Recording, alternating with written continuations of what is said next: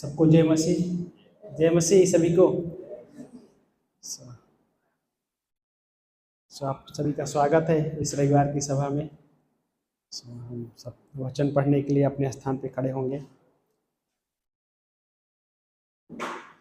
यहोशू का पुस्तक खोल सकते हैं मेरे साथ। यहोशू का पुस्तक अध्याय 3 और वचन नंबर 14वीं पंक्ति से। यहोशू चैप्टर 3 वर्स नंबर 14।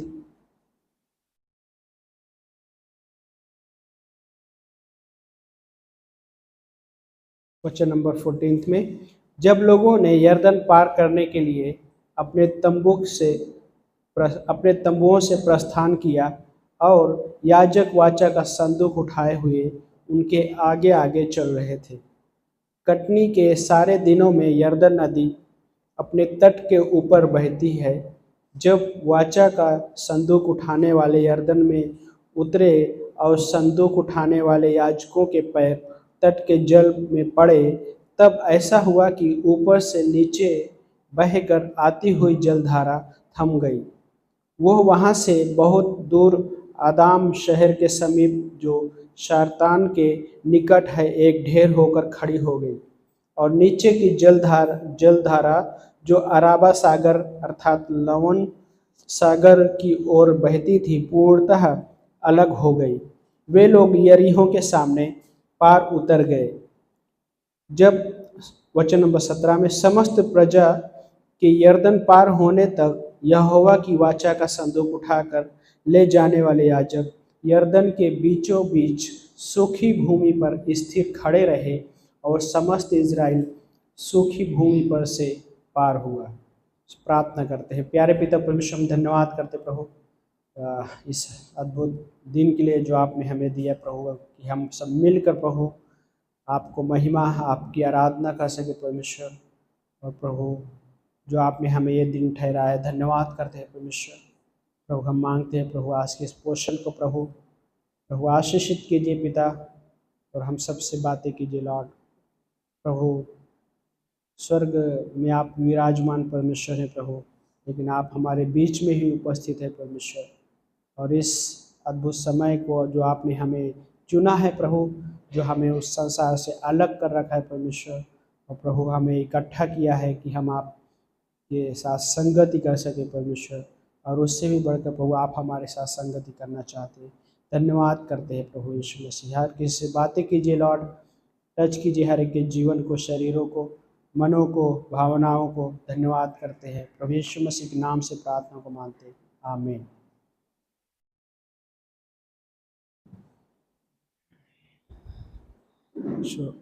यहोशू है ना, लीडरशिप में देखा जाए तो दूसरा पीढ़ी कह सकते हैं, है ना। मूसा पहला व्यक्ति जो परमेश्वर ने उसे चुना और बुलाया, और देन उसके बाद यहोशू का भी लाइफ बहुत अद्भुत लाइफ है। और यहोशू का पुस्तक में बहुत सारा चीज़ें है ना, इसमें पढ़ने को जब पढ़ेंगे तो बहुत सारा चीज़ें प्रकट करता है कि गॉड किस तरीके से, जैसे गॉड ने बोला कि जैसे मैं मूसा के संग रहा वैसे तेरे संग भी चल रहूँगा मैं।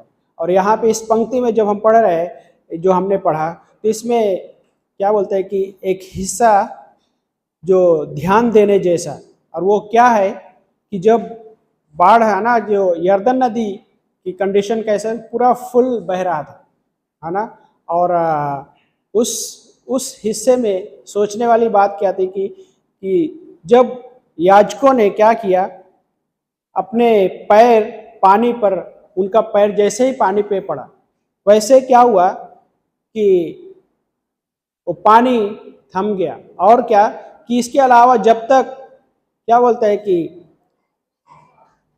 वही वो लोग खड़े रहे, याजक उस यरदन में खड़े रहे, और उसके साथ साथ कि लाइक उनको खड़ा रहना पड़ा, और हर एक इजरायली जब तक यरदन पार नहीं हुए। और जब उन्होंने पैर रखा तो क्या हुआ कि वो पानी थम गया बहने का। और स्टार्टिंग क्या बोलते, वचन में क्या बोलता है कि उस समय में पूरा है ना बहुत तेज पानी का बहाव, और उसके साथ साथ में क्या था कि पूरा भरा हुआ नदी रहती थी। लेकिन जैसे ही पैर रखा वो नदी थम गई। और उससे पहले गॉड ने बताया था और यहोशू के द्वारा, और उसी के पहले हिस्सों में जब अगर स्टार्टिंग हिस्सों में पढ़ते हैं तो वहाँ पे सारा चीज़ें लिखा हुआ है कि किस प्रकार से लाइक उनको बताया गया था किस प्रकार से उनको चलना है आगे। और याजकों के लिए ये था कि उनको यरदन नदी में क्या है कि खड़े रहना है, और खड़े रहने के बीच में एक हिस्सा था कि वाचा का संदूक उनके पास था। वाचा का संदूक लिए हुए याजक उस यरदन पे खड़े रहे। और ये अद्भुत हिस्सा कि वाचा का संदूक, और वाचा का संदूक पता रहेगा है ना, वाचा का संदूक में क्या क्या चीजें थी। देखा जाए तो 10 आज्ञाएं है ना, और मन्ना, और तीसरा ये है कि हारून की छड़ी। सो ये 3 चीज जो उसमें, और वाचा का संदूक ये भी था कि परमेश्वर की महिमा परम पवित्र स्थान में रखा जाता था वाचा का संदूक, और उस पे परमेश्वर की महिमा वास करती थी, और उसको परमेश्वर ने आज्ञा दिया यहोशू के द्वारा कि उसको लेकर चलना है। सो यहाँ पे पहला एक हिस्सा है कि यह था कि यह उनके चलने की क्या हुआ इजरायलियों के लिए कि इजरायलियों को चलना पड़ा, और चलने की वजह से वो पार हो चुके, लेकिन याजक लोग वहां पे खड़े रहे। सोचने जैसा, इतनी सारी से लोग, सारे इजरायली लोग थे, हर एक को पार करने में कितना समय गया रहेगा है ना, लेकिन तब तक याजक वाचा का संदूक लिए हुए खड़े हैं वहां पे। और उसके साथ साथ क्या कि इजरायलियों के लिए भी अच्छा था कि उनको चलना पड़ा, और चलना परमेश्वर के साथ जो एक चाल है हर एक विश्वासी की, वो एक तस्वीर है कि हम भी परमेश्वर के साथ चलते, और परमेश्वर के साथ जब चल रहे तो वो परमेश्वर की महिमा करना और उसकी सुनना बहुत इंपॉर्टेंट है उसकी महिमा के लिए। सो इजरायलियों ने उससे पहले जब यहोशू उनको बता रहा था तो सब लोग को एकत्रित किया और उनको वैसे बताया उसने। और देन याजकों, एक हिस्सा है कि याजकों ने क्या किया, शैतान के सिर पर पैर रखने जैसा हुआ, क्योंकि यीशु मसीह शैतान का सिर कुचला। उत्पत्ति का 3:15 जब पढ़ते हैं तो वहां पे क्या बोलते हैं कि स्टार्टिंग में पहला सुसमाचार, प्रोटो इवेंजलिज्म शब्द इस्तेमाल है, जो पहला सुसमाचार परमेश्वर ने स्वयं सुनाया। और वहां पे उत्पत्ति का 3:15 में, जो कि सबसे क्लासिकल है ना, क्लासिक पंक्ति है यहाँ पे 3:15 बोलता है कि और मैं तेरे और इस स्त्री के बीच में तथा तेरे वंश और इसके वंश के बीच में बैर उत्पन्न करूंगा, वो तेरे सिर को कुचलेगा और तू उसकी एड़ी को डसेगा। हाँ, वो तेरे सिर को कुचलेगा। और ये प्रभु यीशु मसीह जो कि क्रूस पे हम देख पाते कि शैतान के सिर को कुचला। और यहाँ पे लाइक याजकों का खड़ा रहना, वहां पे एक तस्वीर है कि शैतान के सिर पर पैर रखा और उसके विद्रोह को कुचल दिया। शैतान ने एक्चुअली क्या हुआ, जब उसने बगावत किया, विद्रोह किया परमेश्वर के खिलाफ, और इस वजह से उसको स्वर्ग से फेंक दिया गया। लेकिन उससे पहले कौन था? वो एक स्वर्गदूत था। स्वर्गदूत वो एक आराधना का लीडर था, लेकिन क्या हुआ कि उसके मन में विद्रोह पैदा हुआ है ना, कुटिलता पाई गई।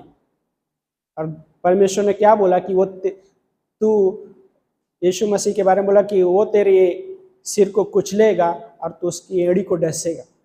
लेकिन यहाँ पे याजकों ने एक तस्वीर है, बाय द वे क्या बोलते हैं कि वो तस्वीर यही है कि शैतान के सिर पर पैर रखा और उसके विद्रोह को कुचल दिया, जो उनकी भावनाओं को, मतलब किसकी भावनाओं को?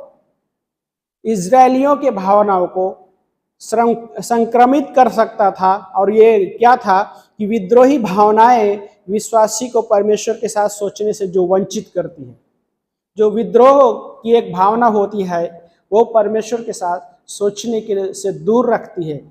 ओके, और वही शैतान ने किया था। और उसी विद्रोह को क्या हुआ कि हर लोगों में वो फैलाना चाहता है, और आज भी है बाय द वे। आज भी बहुतों के मन में वो विद्रोह फैलाना चाहता है, जो खुद के मन में लाइक उसके मन में विद्रोह था, वो स्वयं उसके विद्रोह से पहले लाइक वो क्या था विद्रोह का हिस्सा कि परमेश्वर से ऊपर वो सारा चीजें करना चाहता है। यशायाह का हम पढ़ते हैं 14 अध्याय और यहेजकेल 28 अध्याय में, तो वहाँ पे हम देख पाते हैं उसके बारे में। यशायाह में पूरा नहीं पढ़ेंगे, बट वो चीज़ों को देख पाते किस प्रकार से। यशायाह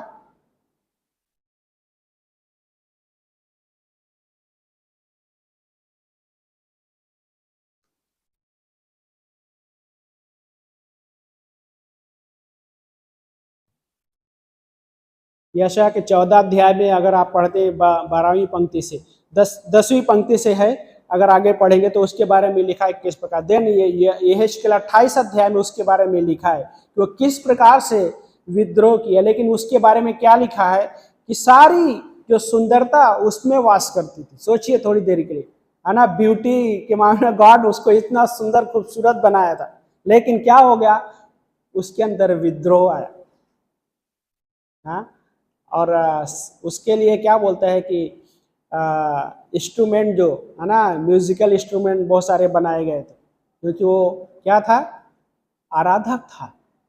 गिरने से पहले, विद्रोह करने से पहले वो एक आराधक था और लीडर था आराधना का, लेकिन उसने परमेश्वर के विरोध में विद्रोह किया, और वही विद्रोह हर एक लोगों में वो संक्रमित करना चाहता, फैलाना चाहता। लेकिन क्या हुआ वहां पे कि लाइक क्या बोलते, ये एक पंक्ति जो हम पढ़ रहे थे, क्या बोलते, विद्रोही भावनाएं विश्वासी को परमेश्वर के साथ सोचने से रोकती है, वंचित करती, दूर करती है। लेकिन क्या है कि जिससे क्या होता है कि हम गलत भावनाओं के चक्र में प्रवेश कर जाते हैं, है ना, साइकिल जो बोलते हैं, गलत इमोशन कि उसमें हम इंटर कर जाते हैं। लेकिन उससे पहले वो सोर्स क्या है, उसका सोर्स शैतान है। विद्रोह करने का जो सोर्स है शैतान है, और शैतान अविश्वासियों के मन में तो वो चीज को फैलाया हुआ है, लेकिन विश्वासियों को भी वो कंट्रोल करना चाहता है, और उसके साथ साथ वो दूर रखना चाहता है परमेश्वर के साथ सोचने से। और एक हिस्सा की लाइक क्या है कि हाँ, एक पंक्ति इस प्रकार से कि हमारी सभी भावनाएं फ्लैश में हो सकती, फ्लैश होता है ना, शरीर, देह, जिसको शब्द इस्तेमाल के फ्लैश, और यदि वे परमेश्वर के वचन से उत्पन्न नहीं होती है। इमोशन के बारे में बोल रहे हैं। इमोशन आराधना के लिए, हम पिछले वीक में भी कुछ हिस्सा बात कर रहे थे इमोशन से रिलेटेड। सो इमोशन जो है परमेश्वर की आराधना के लिए भी है। बाय द वे, इमोशन को मुख्य बात यह है कि वो किससे उत्पन्न होता है, वो इंपॉर्टेंट है। उसको परमेश्वर के वचन के द्वारा कंट्रोल किया जाना बहुत इंपॉर्टेंट है। हेल्दी इमोशन वो है जो परमेश्वर के वचन के अनुसार कंट्रोल किया जाए, परमेश्वर के वचन के अनुसार सोचा जाए, वो इमोशन हेल्दी है। लेकिन अगर वो परमेश्वर के वचन के द्वारा नहीं है, परमेश्वर के वचन के द्वारा कंट्रोल नहीं किया जा रहा है, देन उसमें वो हिस्सा पैदा हो सकता है विद्रोह करने का, जो शैतान चाहता है। हाँ, विद्रोही भावनाएं जो है। लेकिन जब एक विश्वासी होने के नाते अगर ये चीजें की शुरुआत हो, तो उस समय परमेश्वर के वचन के पास भागना बहुत जरूरी है, परमेश्वर के वचन के साथ चलना बहुत जरूरी है। क्योंकि ये सारे इजरायलियों ने क्या किया, वो यर्दन नदी को पार करने के लिए वॉक किया उन्होंने, लेकिन दूसरा पार्ट ये था कि याजकों का रोल ये था कि वो खड़े रहे वहां पे परमेश्वर का वचन लेकर। सो ये बहुत हमारे लिए भी इम्पोर्टेंट हिस्सा है कि हमारे लाइफ में भी गॉड ने एक हमारे पास लाइक परमेश्वर के साथ एक चाल है, और हर एक विश्वासी का परमेश्वर के साथ एक चाल है, और वो व्यक्तिगत चाल है। वो व्यक्तिगत चाल है, और उस व्यक्तिगत चाल में हर एक विश्वासी परमेश्वर से सुनना उसका एक कर्तव्य है। और जब वो सुनता है, देन वो चाल चल सकता है। यदि मैं परमेश्वर से नहीं सुन रहा हूँ तो मुझे चाल चलने में भी समझ में नहीं है कि मैं किस ओर चलूँ, है ना। कई बार होता है हम लोग चल रहे होते हैं, है ना, अभी तो ठीक है मैप है, हाँ, मैप ऑन कर लेते हैं, नेविगेशन, रास्ता नहीं पता होता है, देन क्या होता है वहाँ पे हमको रुकना पड़ता है, अभी कौन सा रास्ता पे चले, है ना। कभी आप लोग भटके हैं रास्ता चलते हुए? हमारे साथ बहुत होता था। लेकिन ये सुनना बहुत जरूरी है, और वही है कि परमेश्वर के साथ जो हमारी एक चाल है उसके लिए परमेश्वर से सुनना भी बहुत जरूरी है। यहोशू ने जब उनको एकत्रित करके जब उनको बताया कि किस प्रकार से चलना है, और उस चाल में एक और भी यहोशू ने एक आज्ञा के रूप में रखा, और वो क्या था पता है? यहोशू का 3 अध्याय में वचन नंबर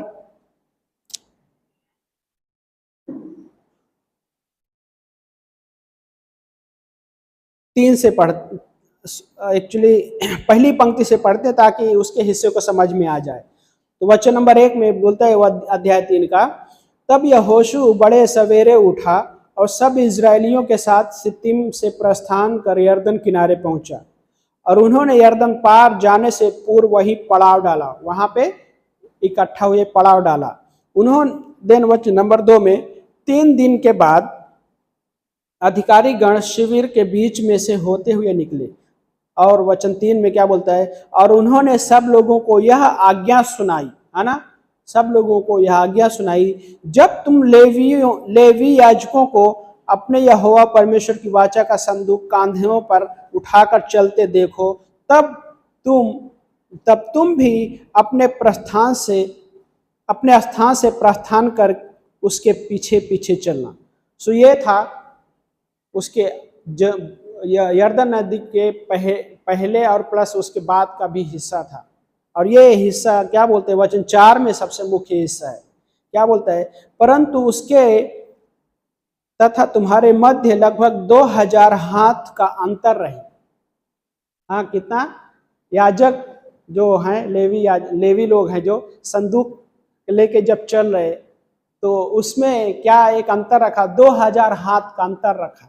लेकिन याजकों ने वहां पे जब संदूक लेकर खड़े हुए, तो संदूक का बहुत महत्व था इजरायलियों के लिए, बाय द वे, लेके चलना होता था। जब मरुस्थल में इजरायली मूसा की अगुवाई में थे, तो क्या होता था कि जब परमेश्वर दो तरीके से उनकी अगुवाई कर रहा था। क्या था? दिन में बादल का खंभा, रात में आग का खंभा। जब वहां से प्रस्थान करना होता था, बादल मुंह कर देता था, और उस समय क्या होता, सब कुछ पैकअप, मतलब मुंह करने से पहले उनको एक, है ना, पता चल जाता था, और दिन पैकअप करना पड़ता था। और उसमें एक हिस्सा सोचने वाली बात क्या बता, हर एक किसी का रोल था उसमें। सोचिए, खीला निकालने वाला तंबू का खीला निकालेगा, खीला गाड़ने वाले के लिए लाइक वो एक रोल था। लेकिन उसमें यह था कि जब कोई लेवी तंबू के लिए खीला गाड़ रहा है रस्सी बांधने के लिए, वो भी परमेश्वर की महिमा के लिए होता था। हर किसी का रोल था उसमें। लेकिन क्या कि लाइक जब परमेश्वर बादल के द्वारा उनको अगुवाई कर रहा है, आगे प्रस्थान करना है, सब कुछ निकाल कर इकट्ठा करना है, और उसके बाद उस तंबू का सारा सामान लेके भी चलना है। लेकिन उस पर सबसे बड़ा मुख्य रोल था वाचा का संदूक, और वो याजक लेवी लोग लेके चलते थे। और लेवी लोग कैसा लेके चलते थे? अगर आप पढ़े हैं, निर्गमन में भी पढ़े, तो उसके लिए गॉड ने नियम ठहराया था। क्या था? वाचा का संदूक के साइड में 2, हिंदी में शब्द लिखा है, चूल्हे लगे हुए होते थे, है ना, रिंग लगा हुआ होता था। उस रिंग में डंडा जो है ना, स्टिक, बड़ा स्टिक डाला जाता था, उसको कांधे पे लेके चला जाता था। तो कितने 4 लग रहे होंगे, हो सकता है मे भी, एक डंडा को पकड़ने के लिए 2 व्यक्ति, एक इस तरफ एक उस तरफ। 2 में भी आई थिंक 2 लगा रहा हुआ होगा। सो इस तरीके से डिजाइन है। सो लेवी लोगों को लेके चल रहा हूँ, लेकिन यरदन के पास में क्या किया, याजक वहां पे खड़े हुए। और यहाँ पे लाइक उस चाल में जो क्या कह रहा है कि जब वो चलेंगे तो हर एक इजरायलियों के लिए क्या था कि अंतर रहे, या 2000 हाथ का अंतर रहे। और यहाँ पे आगे क्या लिखा है वचन नंबर 4 में, 2000 का लगभग 2000 हाथ का अंतर रहे, उसके अतिरिक्त उसके अधिक समीप न जाना, जिससे तुम देख सको कि तुम्हें किस मार्ग से जाना है। उसके अधिक समीप न जाना, जिससे तुम क्या बोलते हैं कि जान सको कि किस मार्ग से जाना है। और देन आगे बोलते हैं क्योंकि तुम इस मार्ग से होकर पहले कभी नहीं चले, है ना। इस मार्ग से होकर पहले कभी हम नहीं चले, और वो मार्ग प्रभु यीशु मसीह। हमारे आत्मिक जीवन का जो मार्ग स्वयं प्रभु यीशु मसीह है, और उस मार्ग पे चलने के लिए उससे सुनना भी बहुत जरूरी है। और देन हम सुनते हैं तो हमारी जो चाल है परमेश्वर के साथ, उस चाल में हम परमेश्वर को महिमा भी दे पाते हैं। तो यह इंपॉर्टेंट है। हनोक के बारे में कहा कि वो परमेश्वर के संग चला। अब्राहम भी परमेश्वर के संग चला, लेकिन अब्राहम के भी लाइफ में क्या था, गड़बड़ी हुई। परमेश्वर के साथ चला, उससे भी मिस्टेक हुआ। ऐसा नहीं है कि वो परफेक्ट था, और देखा जाए तो कोई भी परफेक्ट नहीं है सिवाय यीशु मसीह के। लेकिन फिर भी परमेश्वर ने मसीही लोगों को चुना, पुराने नियम में अपने लोगों को चुना। मिस्टेक हर किसी से हुआ, फिर भी परमेश्वर ने चुनाव किया। अब्राहम क्या था, अब्राहम एक साधारण व्यक्ति था। उसके लाइफ के बारे में पढ़ेंगे तो उसके पिता का नाम तेरह, और पिता देखा जाए तो क्या था, पढ़े हैं अभी आप इसके पहले का भी, एक साधारण व्यक्ति, मूर्तिकार था वो। लेकिन सोचिए उस घराने से परमेश्वर ने अब्राहम को चुना। लेकिन अब्राहम ने हमारे और आपके जैसा उसने साधारण सा विश्वास रखा। लेकिन जब वो उस चाल में, जर्नी में, लाइक उस परमेश्वर के साथ उसकी जो चाल थी, उस चाल में भी ऐसा नहीं कि वो परफेक्ट था एकदम, उसने भी मिस्टेक किया। परमेश्वर ने उससे प्रॉमिस किया था कि तेरे द्वारा मैं एक संतान उत्पन्न करूंगा और उसके द्वारा तेरा वंश बढ़ाऊंगा। लेकिन क्या हो गया, समय लग गया। और जब समय लगा उस जर्नी में, तो उसने एक आवाज और उसने सुनी। और वो क्या थी आवाज, परमेश्वर ने बोला तेरे द्वारा मैं एक संतान उत्पन्न करूंगा। लेकिन उसने एक आवाज सुनी, और वो आवाज ये थी कि उसकी वाइफ, उसकी पत्नी सारा ने कहा कि मेरी दासी हाजिरा के द्वारा एक संतान उत्पन्न कर। मिस्टेक किया उसने, लेकिन फिर भी गॉड ने उसको ग्रेस दिया। लेकिन गॉड ने सोचिए उसको चुना। और अब्राहम के लाइफ में गॉड ने बहुत सारी आशीषें ठहराई है, और उसके द्वारा हर एक मसीही आशीष पाता है। जो तुझे आशीष देंगे मैं उन्हें आशीष दूंगा, जो तुझे शाप देंगे मैं उन्हें शाप दूंगा। उत्पत्ति के 12 अध्याय वचन नंबर 1 से 3 में लाइक भूमंडल के सारे लोग तेरे द्वारा आशीष पाएंगे। कौन आ गया उसमें, हम भी आ गए। इवन इस पृथ्वी पे हर एक व्यक्ति जो विश्वास करता है वो शामिल है। अब्राहम के द्वारा आशीष पाता, इसलिए उसको विश्वास का पिता कहा गया। लेकिन उसने भी परमेश्वर के साथ चला, उसकी भी एक व्यक्तिगत चाल थी परमेश्वर के साथ। लेकिन क्या उस व्यक्तिगत चाल में वो परफेक्ट रहा? परफेक्ट नहीं हो पाया, लेकिन फिर भी परमेश्वर ने चुनाव करने से पीछे नहीं हटा। उस एक व्यक्ति के चाल से सारे इजरायलियों के लाइफ में आशीष आया। सोचिए थोड़ी देर के, कई बार एक विश्वासी भी जब चाल चलता है तो भी आशीष का कारण ठहरता है किसी के लिए। लेकिन वो क्या है कि परमेश्वर के साथ चलना। और यहाँ पे हम देख पा रहे कि लाइक इजरायली लोग चले, सोचिए इतने लोग थे, लेकिन उसके लिए एक कदम उठाना पड़ा चलने के लिए, और वो तब वो यरदन पार हो पाए। हाँ, देन आगे भजन संहिता 8 अध्याय वचन नंबर 6 पढ़ते हैं।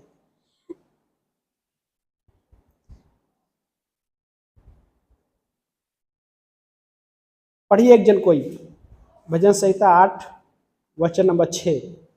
तूने उसे अपने हाथों के कार्यों पर प्रभुता दी है, तूने उसके पांव तले सब कुछ कर दिया है ना। तो इस पंक्ति में क्या बोलता है कि तूने अपने हाथ तले, क्या बोलता है, फिर से पढ़िए। तूने उसे अपने हाथों के कार्यों पर प्रभुता दी, हाथों के कार्यों पर उसे प्रभुता दी। यहाँ पे एक्चुअली मनुष्य के लिए भी कह रहा है, लेकिन यीशु मसीह के लिए भी संबोधित कर रहा है। आगे भी पढ़िए। तूने उसके पांव तले सब कुछ कर दिया, उसके पांव तले सब कुछ कर दिया। हाँ, सो यहाँ पहला तो यीशु मसीह के लिए वचन संबोधित है ये, ओके, यीशु मसीह के लिए केंद्रित कर रहे वचन, लेकिन मनुष्य के लिए भी है।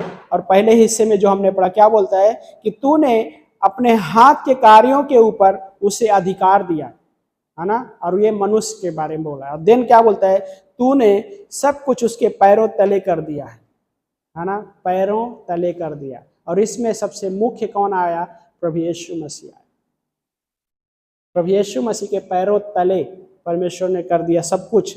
सो क्या बोलते हैं कि एक अद्भुत पंक्ति के लिए क्या बोलता है कि जिसमें को रिलेशनशिप, है ना, सह संबंध है।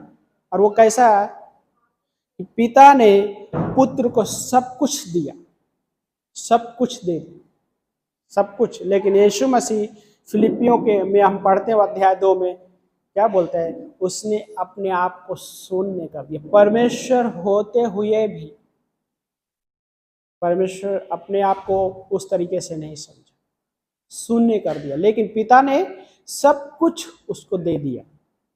और उसमें क्या है कि जो चर्च का सिर है, प्रभु यीशु मसीह कलीसिया का सिर है, और सब कुछ उसके पैरों तले मतलब नीचे कर दिया, सब कुछ। कुलुसियों का 2 अध्याय में पढ़ते वचन नंबर 14 से 15 में, तो वहां पे बोलता है कि यीशु मसीह ने प्रधानों अधिकारियों को खुल्लम खुल्ला तमाशा बना दिया, खुल्लम खुल्ला तमाशा बना दिया। पहला तो लाइक कभी हुआ, वो क्रूस पे हुआ। और उत्पत्ति का 3 अध्याय 15 जो वचन था उसकी भविष्यवाणी पूरा हुई क्रूस पे। वो क्या करेगा, वो तेरे सिर को कुचलेगा और तू उसकी एड़ी को डसेगा। यीशु मसीह ने उस क्रूस पे शैतान का सिर कुचल दिया, लेकिन जब कुचला तो खुल्लम खुल्ला तमाशा बना दिया। हमारे विधियों के, हमारे ऊपर जो हमारे में विधियों का लेख था, उसको यीशु मसीह ने क्या बोलता है, कुलुसियों को खोलिए मेरे साथ, अध्याय 2 वचन नंबर 14 और 15।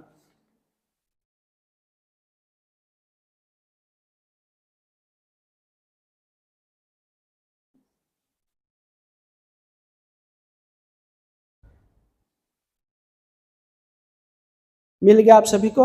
वचन नंबर 14 अध्याय 2 का क्या बोलता है, और विधियों का वो अभिलेख जो हमारे नाम पर और हमारे विरुद्ध था मिटा डाला, और उसे क्रूस पर कीलों से जड़कर हमारे सामने से हटा दिया। जब उसने प्रधानों और अधिकारियों को उसके द्वारा निरस्त कर दिया, तब उन पर विजय प्राप्त करके उनका खुल्लम खुल्ला तमाशा बना, है ना। शैतान और दुष्ट आत्मा को खुल्लम खुल्ला तमाशा बना। और उसी अध्याय में कुलुसियों में ही 2 अध्याय का वचन नंबर 9-10 पढ़ेंगे तो क्या बोलता है। कुलुसियों का 2 अध्याय वचन नंबर 9 और 10 बोलता है कि क्योंकि उसमें परमेश्वरत्व की समस्त परिपूर्णता सदैव वास करती है, समस्त परिपूर्णता सदैव उसमें वास करती है। और देन वचन 10 बोलता है, और तुम उसी में परिपूर्ण किए गए हो, उसी में परिपूर्ण किए गए हो। सोचिए थोड़ी देर लेके, हम में से कोई परफेक्ट नहीं है, लेकिन यीशु मसीह में हम परिपूर्ण किए गए। परमेश्वर जब आपको और हमें देखता है तो कैसे देखता है, यीशु मसीह में देखता है। और यीशु मसीह में कैसे देखता है, परिपूर्ण देखता है। हाँ, ये सोचिए, यही यहोशू महायाजक जो था, उसको जब शैतान दोष लगाता है, ये तो गंदे कपड़े पहनकर तेरे सामने खड़ा है, गंदे कपड़े। यहोशू महायाजक जो था, गंदे कपड़े में सेवकाई का जो शैतान दोष लगाता है। लेकिन क्या हुआ, परमेश्वर ने उसको साफ कर दी। शैतान हमेशा विश्वासियों के लिए दिन रात दोष लगाता है और उन्हें परमेश्वर के साथ सोचने से उनके अंदर विद्रोह पैदा करता है, और जब इस वजह से परमेश्वर के साथ सोचने से वो रोकती है इमोशनल जो है भावनाएं, विद्रोही भावनाएं। लेकिन क्या है कि शैतान दोष लगाते, यहोशू महायाजक गंदे कपड़े, लेकिन क्या है, सोच कैसे गंदे हुए? एक हिसाब से देखा है तो यस याजक के लिए था, लेकिन क्या था, बंधुआई में थे, वो इजरायली बंधुआई में थे, यहोशू महायाजक भी था और इस वजह से कपड़े। लेकिन परमेश्वर ने कैसे देखा यहोशू महायाजक को? उसमें मतलब क्या बोलते हैं, साफ कपड़े पहनाए। और आज हम मसीही अगर हम अपने कार्यों में अगर अपने आप को देखते हैं तो हम भी गंदे हैं। अगर हम अपनी सोच विचार में उस तरह से चल रहे तो हम भी गंदे दिखाई देंगे। लेकिन जब हम यीशु मसीह में अपने आप को देखते हैं और दूसरों को भी देखते तो कैसे देख पाते? परिपूर्ण देख पाते, क्योंकि उसने हमें यीशु मसीह में परिपूर्ण किया। और दिन आगे क्या बोलता है वचन 10 में, और वही समस्त प्रधानता और अधिकार का शिरोमणि है। यीशु मसीह शिरोमणि के रूप में, परमेश्वर ने उसको शिरोमणि के रूप में ठहराया। यहूदियों के लिए क्या बोलता है कि जिस पत्थर को तुमने निकम्मा ठहराया उसी को राजमिस्त्रियों ने निकम्मा ठहराया, लेकिन उसी को कोने का पत्थर ठहराया परमेश्वर। और उसमें हम आज कैसे हैं? परफेक्ट हैं। जब हम चाल परमेश्वर के साथ हमारी जो चाल है उस चाल में चल रहे होते हैं, हम सबसे मिस्टेक हो सकता है, लेकिन हमको परमेश्वर कैसे देखता है? यीशु मसीह में देखता है, अपने पुत्र में देखता है, और वो उसके पुत्र में हमको कैसा देखता है? परिपूर्ण देखता है। सोचिए, हम चल रहे हैं, हम गिरते हैं, लेकिन पिता हमको कैसे देखता है? परिपूर्ण देखता है ना? परिपूर्ण रूप से देखता है। होता है ना कि सब फोटो निकालेगा, लेकिन कोई गलत रहेगा तो वो फोटो डिलीट कर देगा है ना? सही नहीं आया, गिर गया, डिलीट कर देगा होता है ना? लेकिन जो अच्छा हिस्सा होना चाहिए वही फोटो रखता है। लेकिन गॉड कैसा है? गॉड भी हमें उस तरीके से देखता है, परफेक्ट देखता है, परिपूर्ण देखता है। कैसे? यीशु मसीह में। और हमारा जीवन भी यीशु मसीह में छिपा हुआ है। कुलुसियों का 3 अध्याय वचन नंबर 2 में लिखा है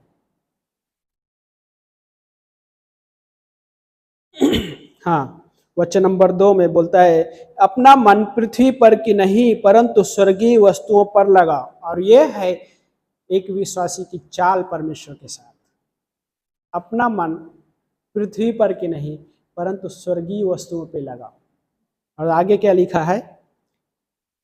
क्योंकि तुम तो मर चुके हो और तुम्हारा जीवन मसीह के साथ परमेश्वर में छिपा हुआ है। हमारा जीवन यीशु मसीह में छिपा हुआ। और यीशु मसीह में पिता हमको कैसे देख रहा है? परिपूर्ण देख रहा है, परफेक्ट देख रहा है। और यही एक अद्भुत हिस्सा है कि हम जब परमेश्वर के साथ चल रहे हैं तो उस चाल में परमेश्वर हमको, व्यक्तिगत चाल है बाय द वे हर एक विश्वासी की, हम ये नहीं कर सकते कि ये मेरे बदले ये चलेगा। लेकिन एक हिस्सा है कि जब एक विश्वासी चलता है औरों के लिए भी आशीष का कारण ठहरता है। एक किसी के लिए उदाहरण बन सकते हैं ना विश्वासी। लेकिन हर एक विश्वासी की परमेश्वर के साथ एक व्यक्तिगत चाल है, और उस व्यक्तिगत चाल की वजह से जब बीमा न्यायासन पे खड़ा होगा, कोई इनाम के लिए उसका एक इनाम रहेगा बीमा न्यायासन। जो चाल यहाँ पे जैसा चाल चला है विश्वासी, उसका इनाम बीमा न्यायासन पे दिखाई देगा। बीमा न्यायासन न्याय का नहीं परंतु इनाम का आसन है। और ये कब होगा? बीमा न्यायासन का इनाम का जो समय कब होगा बताइए कोई लोग? हाँ, रैप्चर के बाद। ओके, रैप्चर कभी भी हो सकता है, बाइबल के अनुसार हम बिलीव करते हैं, और पलक झपकते ही होगा। लेकिन रैप्चर के बाद दो हिस्सा जो होगा स्वर्ग में, पहला है इनाम का समय, इनाम का आसन, बीमा न्यायासन पे, और दूसरा मेमने का विवाह, मेमने का विवाह। और यहाँ पे क्या रहेगा, 7.5 साल का क्लेश का समय रहेगा। लेकिन बीमा न्यायासन कैसा होगा कि हर एक विश्वासी जो परमेश्वर के साथ जो चल रहा है, जैसा वो जीवन जी रहा है, उसके अनुसार उसका इनाम ठहराया जाए, है ना। मुकुट की बात करता है, बहुत सारे मुकुट, आनंद का मुकुट, जीवन का मुकुट, ना मुरझाने वाला मुकुट, महिमा का मुकुट, हाँ, महिमा का मुकुट। और ये आज विश्वासी भी उसमें वो मुकुट के लिए, पौलुस कहता है कि मैं पीछे की बातों को भूलकर आगे की ओर बढ़ता जाता हूँ। फिलिपियों में आगे की ओर बढ़ता जाए, उसकी एक चाल थी, लेकिन उस चाल में भी बहुत सारी रुकावटें आई रहेगी उसकी लाइफ में भी। और वही है कि जब हम भी एक मसीह होने के नाते, जब हम भी उस चाल में चलते हैं परमेश्वर के साथ, जो हमारी चाल है, बहुत सारी रुकावटें आती है, लेकिन जब हम आगे बढ़ते हैं तो परमेश्वर स्वयं है जो हमको सामर्थ्य देता है उस चाल में। हम सबके पास कमजोरियां हैं भाई बहन, है ना, कमजोरियां हैं, लेकिन परमेश्वर हमारी कमजोरियों क्या नहीं जानता, जानता है वो।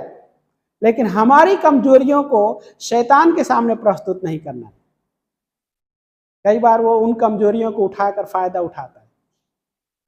आप उसको मौका दो पकड़ने के लिए, जस्ट क्या बोलते हैं, कुछ ही सेकंडों में आपकी कमजोरी पकड़ सकता है। क्योंकि यशाया 3 अध्याय वचन 9 के अनुसार वो हमारे चेहरे को पढ़ता है। इसलिए यीशु मसीह ने प्रार्थना करने के उस हिस्से में कुछ चीजें कही थी। वो क्या था कि जब तुम उपवास और प्रार्थना करो तो तुम्हारा चेहरा उतरा हुआ ना हो, सर पे तेल लगाओ और तुम्हारे चेहरे पे उदासी ना हो। हाँ, क्योंकि जब उदास चेहरा रहेगा तो शैतान उसको परख लेता है। लेकिन वो सर्वज्ञानी नहीं है। ओके, वो सर्वज्ञानी नहीं है, उसके पास सीमित है वो। लेकिन हम मसीह होने के नाते, हम परमेश्वर के साथ जब चल रहे हैं तो हर एक के लिए वो व्यक्तिगत चाल है परमेश्वर के साथ। यस, कमजोर है, लेकिन फिर भी हम, इसीलिए तो परमेश्वर हमको यीशु मसीह में देखता है, और हम जब चल रहे हैं तो यीशु मसीह में होकर चल रहे होते हैं। क्योंकि यीशु मसीह है जो हमें सामर्थ्य देता है परमेश्वर के साथ चलने के लिए भी, परमेश्वर के साथ चलने के लिए भी हमें अनुग्रह देता है वो। यस, हम कमजोर हैं, इसीलिए तो उसके अनुग्रह उसने हमें प्रोवाइड किया है। और उसका अनुग्रह कैसा है, हर किसी के लिए सेम है बाय द वे, है ना। कोई बोल सकता है उसको कम अनुग्रह दिया गया, उसको ज्यादा अनुग्रह, नहीं, ऐसा नहीं है। हर किसी को उसने सेम दिया है ना। कोई लोग बोलते हैं ना कि किसी के जीवन में ज्यादा आशीष आई तो बोलते रहे इसका विश्वास ज्यादा रहेगा है? नहीं, परमेश्वर ने हर किसी को अनुग्रह सेम दिया है, लेकिन डिपेंड करता है उसकी जो परमेश्वर के साथ जो चाल है उस पर डिपेंड करता है। देन आगे पढ़ते हैं। हाँ, यीशु मसीह के पैरों के नीचे पिता ने सब कुछ कर दिया, इसलिए परमेश्वर के साथ क्या बोलता है, उठाए गए हर कदम से हम शैतान के उद्देश्य को कुचल सकते हैं। हम भी, हर मसीही भी परमेश्वर के साथ चलते हुए हर कदम से उसके शैतान के जो उद्देश्य को कुचल सकते हैं जब हम परमेश्वर के साथ चल रहे होते हैं। सोचिए, ये पावरफुल इस बाय द वे कि आप परमेश्वर के साथ चल रहे, आप परमेश्वर के साथ सोचते हुए चल रहे, शैतान के जो उद्देश्य है उसको आप कुचल देते उस वक्त, और उसकी योजनाओं को आप असफल करने से रोक देते हैं, निष्फल कर देते हैं आप। हर मसीह जब परमेश्वर के साथ जब चलता है उस चाल में, क्योंकि वो प्लान कर रहा होता है, बाय द वे वो योजना बना रहा होता है विश्वासियों के खिलाफ। लेकिन जब एक विश्वासी परमेश्वर के साथ चलता है तो क्या है, उसके उद्देश्य को कुचल सकते हैं उस चाल में, और उसके योजनाओं को निसफल कर सकते हैं। कैसे? याकूब का 4 अध्याय वचन नंबर 7 क्या बोलते हैं? पढ़िए एक जन कोई, खोलिए याकूब 4:7।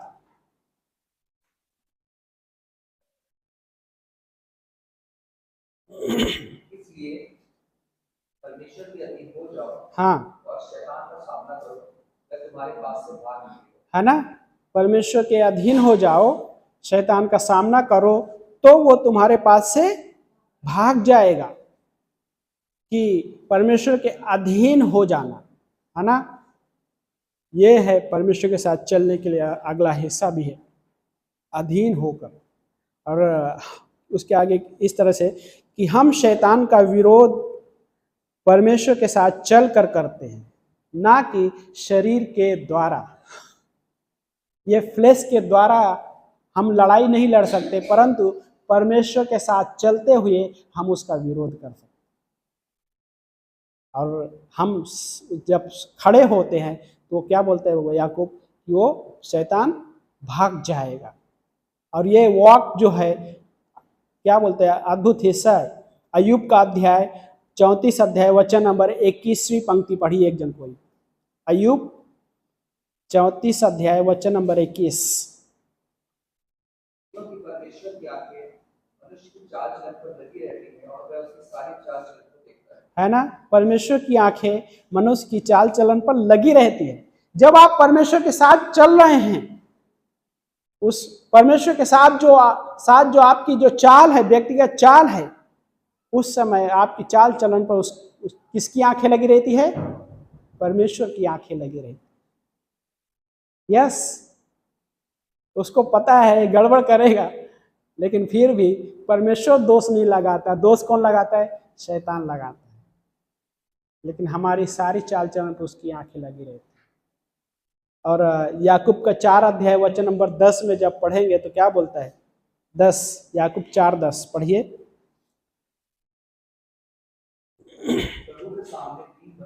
प्रभु के सामने दीन बनो, आगे तब वो तुम्हें शिरोमणि बनाएगा। पहले शिरोमणि किसको ठहराया? प्रभु यीशु मसीह को।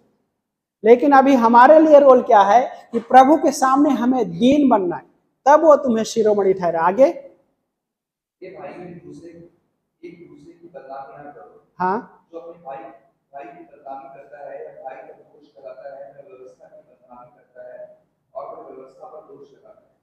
और यदि तू व्यवस्था पर दोष लगाता है, सेम पंक्ति पढ़ रहे याकूब 4:10 में कंप्लीट है वो पंक्ति। ओके, है ना? प्रभु के सामने दीन बनो, वो तुम्हें शिरोमणि ठहराएगा। सो ये याकूब का 4:10। हाँ, सो हम जब परमेश्वर के साथ चल रहे हैं तो हम दीन होकर, है ना? परमेश्वर और भी क्या बोलते हैं कि परमेश्वर अभिमानियों का विरोध करता है, घमंडियों का विरोध करता है, परंतु दीनों पर अनुग्रह करता है। और ये जो चाल है कैसे चली जाती है? दीन और नम्र होकर। मूसा का लाइफ कैसा था? क्या उस परफेक्ट था? वो भी परफेक्ट नहीं था, है ना? लीडिंग के पहले एक व्यक्ति को मारा और उसी समय मार कर उसको बालों में, रेत में छिपा दिया। गड़बड़ किया उसने, उसके बाद भी गड़बड़ किया, बाय द वे, ऐसा नहीं है। गॉड ने उसको चुना और उसके बारे में टेस्टमनी देता है गॉड। आई थिंक गिनती का 12 अध्याय में वचन नंबर 3 में रहेगा। उसका टेस्टमनी किस प्रकार से देता है? इस पृथ्वी भर में सबसे नम्र व्यक्ति मेरा दास मूसा है। सोचिए, गड़बड़ किया फिर भी गॉड क्या बोलता है? सबसे नम्र व्यक्ति है इस पृथ्वी भर में मेरा दास मूसा। गॉड कैसे देख रहा है? यीशु मसीह में परिपूर्ण देखता है। आज हम यीशु मसीह में हैं और यीशु मसीह में परिपूर्ण हैं। और दिन आखिरी कुछ एक पंक्ति और पढ़ते हैं। भजन संहिता 119 अध्याय वचन नंबर 168 पढ़िए। मैं तेरे उपदेशों और दृष्टांतों को मानता आया हूँ, हाँ, क्योंकि मेरी सारी चाल चलन तेरे सम्मुख प्रकट है। मेरी सारी चाल चलन तेरे सम्मुख प्रकट है। हर एक विश्वासी की जो चाल है परमेश्वर के सामने प्रकट है। लेकिन परमेश्वर के सामने प्रकट है तो इसका मतलब परमेश्वर हमें वो चीज़ इनाम के समय भी वही होगा। भाई दिन इनाम के समय एक चीज़ हो सकता है कि उस समय शर्मिंदा होना पड़ सकता है। काश मैं भी अच्छा सा चाल चलता, काश मैं भी परमेश्वर के लिए वो जीवन जीता। लेकिन क्या है, हम सब फेल होते हैं। लेकिन बीमा न्यायासन पे परमेश्वर हमें शर्मिंदा नहीं करेगा, है ना। ये नहीं कहेगा सामने लाकर सारे लोगों के सामने देखो इसने ये क्या गलती की, नहीं, ये नहीं कहेगा। क्योंकि वो परमेश्वर हमें यीशु मसीह में अपने पुत्र में क्या कैसे देखता है, परिपूर्ण देखता है।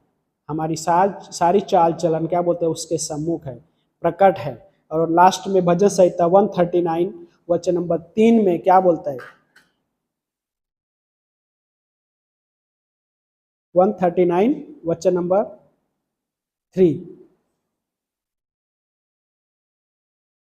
पढ़िए एक जन कोई। हाँ चलने और लेटने की भांति छानबीन करता है, हाँ, और पूरे चाल चलन का भेद जानता है ना। मेरे चलने में सारी बातों में छानबीन करता है, लेटने बैठने हर चीज़ में।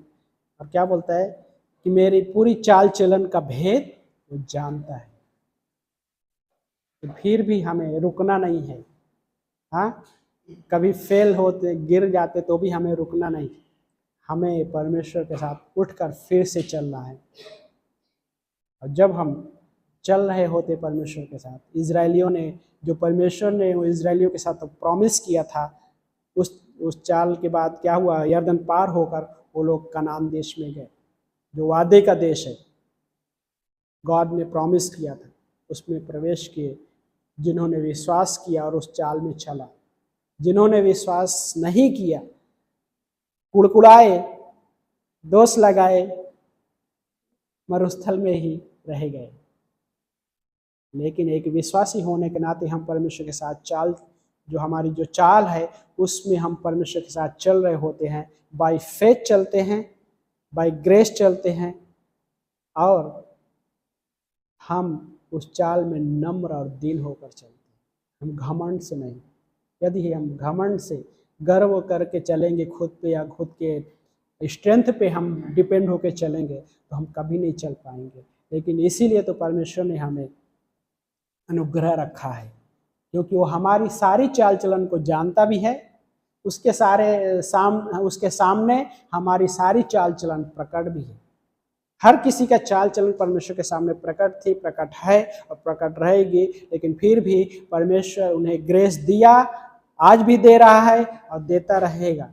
तो इसका मतलब यह कि लाइक हम परमेश्वर के सामने हमारी चाल में रुकना नहीं है, आगे बढ़ते जाना। जब गिर रहे हैं फिर से परमेश्वर का हाथ पकड़ के चलना। कोई मसीही, एक मजबूत मसीही, इसलिए क्या बोलते हैं कि हम हर एक विश्वासी के लिए अच्छा है कि एक मेच्योर, परिपक्व, लाइक विश्वासी फ्रेंड होना बहुत जरूरी है। जब मैं फेल हूँ तो मैं मसीह लाइफ में भी उसका हाथ पकड़ के मैं चल सकता। पहला तो परमेश्वर है, परमेश्वर ने वचन रखा है, लेकिन किसी ऐसे परिपक्व मित्र भी जब रखते तो हम जब गिरे तो उसका हाथ पकड़ के चल सके। और जब कभी ऐसा लगे तो मैं उसके साथ साझा कर सकूं कुछ चीज़ों को। और वह क्या बोलता है, सह संबंध, जैसे पिता ने पुत्र को सब कुछ सौंप दिया, सब कुछ उसके पैरों, है ना, उसके अधीन कर दिया, सब कुछ। वह यस, यीशु मसीह हमारा सिर है कलीसिया का, हम कलीसिया का हर एक अंग है, वो हमारा सिर है। और हम जब ये जीवन में चल रहे हैं, नम्र होकर चल रहे हैं, दीन होकर उसके ग्रेस में चल रहे हैं, ना कि स्वयं के सामर्थ्य पे डिपेंड होकर। क्या बोलते हैं, क्या क्या लाइन था? हाँ, हम शैतान का विरोध परमेश्वर के साथ चल कर करते हैं, ना कि शरीर के विरुद्ध कुश्ती या लड़ाई लड़ते हुए। परमेश्वर के साथ चलते हुए हम उसका विरोध कर सकते हैं। और जब हम परमेश्वर के साथ चल रहे होते हैं, हमारे हर कदम जो है उसके उद्देश्य को कुचल देते हैं और उसके योजनाओं को निष्फल कर देते हैं। तो सोचिए, आपकी एक चाल कितना पावरफुल चाल है, क्योंकि यीशु मसीह ने हमें पावरफुल बनाया है, हर एक विश्वासी। जब आप उस चाल में चल रहे, शैतान के बहुत सारे हिस्सों को आप वहाँ पे क्या करें, नाकाम कर रहे। बाय द वे, एक बाइबल कॉलेज का भी एक अद्भुत हिस्सा है। जब आप एक निर्णय ले रहे बाइबल क्लास के लिए, उस चाल के द्वारा शैतान के बहुत सारे उद्देश्यों को आप क्या कर दिया, कुचल दिया। उस चाल के द्वारा निसफल कर देते उसकी बहुत सारी योजना, क्योंकि परमेश्वर के वचन को हम क्या सीखने के लिए आगे बढ़ते हैं, परमेश्वर के वचन को उस तरह से लेने के लिए हम आगे बढ़ते हैं। और ये है परमेश्वर के साथ चलने का भी एक अगला हिस्सा भी, लाइक बाइबल क्लास, क्योंकि हम उसके द्वारा सिर्फ ज्ञान अर्जित नहीं करते हैं, परंतु उसके द्वारा हम आत्मिक जीवन के लिए बहुत सारे हिस्सों को हम ग्रहण करते हैं, ताकि हमारे जीवन में वो चीज़ हमें, जब हमें ऐसा लगे कि हम कमज़ोर पड़ रहे हैं, उस समय वो चीज़ को हम लेके खड़े हो सकें। हो सकता है कि हमारी जो व्यक्तिगत चाल है, हम कहीं कमज़ोर पड़ रहे हैं, लेकिन जब हम जो सुने हैं उसको वहाँ पे लेके खड़े होते हैं। एक याजक के रूप में जैसे वाचा का संदूक उन्होंने लेकर खड़े हुए, तो सारे इजराइल पार हो चुके वहाँ पे। और लेकिन हमारे लिए क्या है कि हम उसके वचन को लेके खड़े होते हैं। सामना करना वही है, ना कि शरीर के द्वारा लड़ाई करना। सामना करना वही है कि हम परमेश्वर के वचन को लेना, नम्र होना, दीन होना। और ये है परमेश्वर का एक अद्भुत योजना। और इसके द्वारा शैतान के उद्देश्यों को हम क्या कर रहे हैं, उस चाल के द्वारा कुचल दे रहे हैं, है ना। कई बार लोग सोच सकता है, ये तो साधारण व्यक्ति है, लेकिन परमेश्वर ने साधारण को ही तो चुना। अब्राहम साधारण था, गॉड ने उसको चुना। मूसा भी साधारण था, गॉड ने उसको चुना। नए नियम में सारे जो शिष्य हैं वो भी साधारण थे, मछुआरे थे, लेकिन गॉड ने उनको चुना। हमारा भी लाइफ में लाइक गॉड किसको चुन रहा है? जो परमेश्वर क्या जानता नहीं है कि ये कैसा व्यक्ति है? जानता है, लेकिन परमेश्वर ने हमें चुना। और जब हमें चुना है तो हमारा एक उद्देश्य कि हम परमेश्वर के साथ जो हमारी वो व्यक्ति के चाल में हम आगे बढ़ें और उसको महिमा दें, क्योंकि वो महिमा आदर के योग्य सिर्फ यीशु मसीह है। आमीन। आइए प्रार्थना करते हैं। प्यारे पिता परमेश्वर, हम धन्यवाद करते प्रभु जी इस दिन के लिए, इस समय के लिए परमेश्वर, आपकी अद्भुत योजना के लिए प्रभु धन्यवाद करते हैं परमेश्वर। प्रभु हमें मदद करना, जो इस व्यक्तिगत चाल में परमेश्वर आपके साथ हमारी जो चाल है प्रभु, इसमें और भी मजबूत बनाना प्रभु यीशु मसीह। हो सकता है कोई कमज़ोर पड़ रहा हो तो प्रभु आप उसे सामर्थ देना प्रभु। हो सकता है प्रभु कि कोई विचार आ रहा है उस चाल में, वो चाल को दबाना चाहते हैं प्रभु यीशु मसीह, आपके उस विचारों के द्वारा उन्हें मदद करना, क्योंकि प्रभु आपने हमें आपका मन दिया है प्रभु, माइंड ऑफ क्राइस्ट। धन्यवाद देते हैं प्रभु यीशु मसीह इस दिन के लिए परमेश्वर, इस समय के लिए परमेश्वर। प्रभु हम प्रार्थना करते हैं इस भवन में बैठे हुए हर एक व्यक्ति के लिए प्रभु आज हम मांगते प्रभु कि आप उन्हें स्ट्रेंथन करना प्रभु यीशु मसीह। आपके साथ जो चाल है प्रभु, उसमें और भी आगे बढ़ सके परमेश्वर। हाँ प्रभु, बाय फेथ हम चलते हैं परमेश्वर, ना कि उस दृष्टि के द्वारा देख कर नहीं, परंतु विश्वास से चलते प्रभु। धन्यवाद करते प्रभु यीशु मसीह, हेल्प करना प्रभु इस एरिया में परमेश्वर। मांगते परमेश्वर कि प्रभु इस भवन में बैठे हर एक व्यक्ति के लिए प्रभु, यदि कोई है प्रभु जिन्हें चंगाई की आवश्यकता है, प्रभु यीशु मसीह आपका सामर्थ्य हाथ बढ़ाइए प्रभु, और और टच कीजिए प्रभु, चंगाई दीजिए परमेश्वर। हमारी ये प्रार्थना है प्रभु, अंदरूनी हिस्सों में प्रभु आप जानते हैं परमेश्वर, चंगाई देना परमेश्वर। हाँ प्रभु, धन्यवाद करते हैं प्रभु यीशु मसीह। हम मांगते प्रभु यीशु मसीह इस क्षण में प्रभु आप हर एक की चाल चलन को जानता है प्रभु, लेकिन फिर भी हम आपके सामने रखते प्रभु। हो सकता है कोई किसी के जीवन में कोई चीज़ें हैं जो दबा रही हो उसको चलने के लिए, लेकिन यीशु मसीह आप उसे हेल्प करना परमेश्वर। प्रभु कई बार हमारे जो भावनाएं भी है प्रभु, आपके साथ जो हमारी चाल है उसको भी वो पीछे करना चाहते हैं, लेकिन यीशु मसीह हमारे इमोशन, हमारी भावनाओं को प्रभु आपके वचन के द्वारा प्रभु हमें मदद करना प्रभु उस चीज़ को प्रभु। धन्यवाद करते हैं यीशु मसीह, धन्यवाद करते हैं लॉर्ड। हम मांगते हैं प्रभु यीशु मसीह इस भवन में हर एक व्यक्ति के जीवन को आपके सामने सौंपते हैं प्रभु। हाँ प्रभु, ब्लेस कीजिए प्रभु। धन्यवाद करते हैं इस समय सबकी आंखें और सबके सर झुके हुए हैं, और इस समय मैं आपको एक अद्भुत हिस्सा बताना चाहता हूँ कि यदि आपने प्रभु यीशु मसीह के बारे में पहले सुने हैं या पहली बार सुन रहे हैं, लेकिन अभी तक प्रभु यीशु मसीह को अपना उद्धारकर्ता के रूप में नहीं सौंपे हैं, क्योंकि वो आपके जीवन में आना चाहते हैं। यदि आप चाहते हैं कि वो आपके जीवन में आए तो आपको कुछ करने की आवश्यकता नहीं है, वो आपको भी परिपूर्ण बनाना चाहता है। यदि आप चाहते हैं तो आप अपने हृदय में एक छोटा सा प्रार्थना कर सकते हैं। प्रभु यीशु, मैं आप पे विश्वास करता हूँ। प्रभु यीशु, मैं आपके नाम में अपने पापों से क्षमा मांगता हूँ या क्षमा मांगती हूँ।